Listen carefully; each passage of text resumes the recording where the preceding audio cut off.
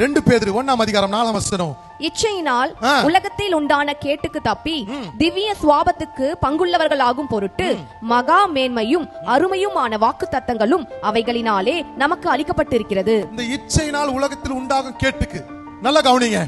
இந்த உலகத்துல வருகிற எல்லா பிரச்சனைகளுக்கும், உலகத்தின் மூலமா வருகிற எல்லா போராட்டத்துக்கும் ஒரே வழி தேவனுடைய வசனம் மாத்திரம் தான். அல்லேலூயா. தேவனுடைய வசனத்தை தவிர வேற எந்த ஒரு வழியும் இல்ல.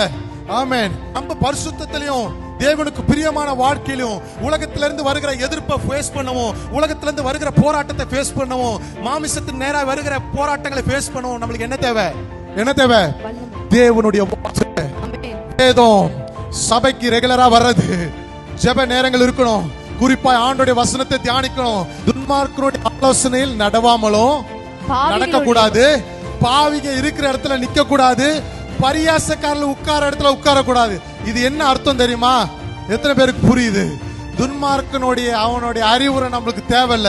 ஒரே அறிவுரை வேணும்னா அது வேதத்திலிருந்து வருகிற அறிவுரையா தான் இருக்கணும்.